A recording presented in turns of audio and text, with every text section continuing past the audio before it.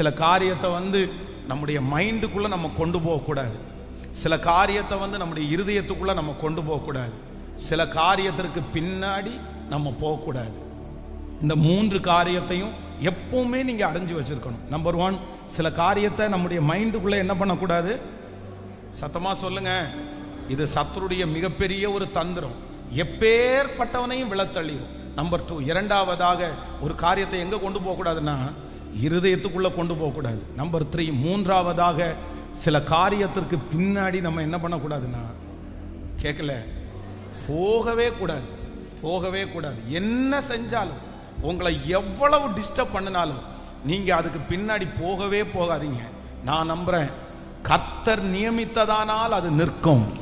ஆனால் ஆண்டவர் நியமிக்காத ஒன்றும் நிற்கவே நிற்காது. இத்தனை நாட்களும் நம்முடைய இந்த திருச்சபைகள் இருக்குல்ல, நம்ம திருச்சபையில் உலகம் எங்கும் திருச்சபை இருக்குல்ல, இந்த திருச்சபைகள் அத்தனையும் ஆண்டவருடைய இரத்தத்தினால சம்பாதிக்கப்பட்ட திருச்சபை. இந்த திருச்சபைகளுக்கு விரோதமாய் எழும்பாத ராஜாக்களே இல்லை.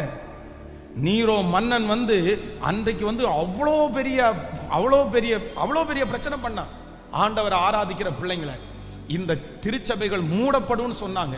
பைபிள் கிடைக்காமல் போகும்னு சொன்னாங்க. ஆனா இன்னைக்கு வரைக்கும் எந்த திருச்சபையையும் யாராலையும் அழிக்க முடியல. அவங்க தான் அழிஞ்சாங்களே தவிர கர்த்தருடைய இரத்தத்தினால் சம்பாதிக்கப்பட்ட திருச்சபைகள் அழியவே இல்லை. ஹல்லேலூயா. அதனால கர்த்தர் உண்டு பண்ணது, ஆனால் அதை அழிக்கிறதற்கு ஒருவராலும் முடியவே முடியாது. ஆமென்.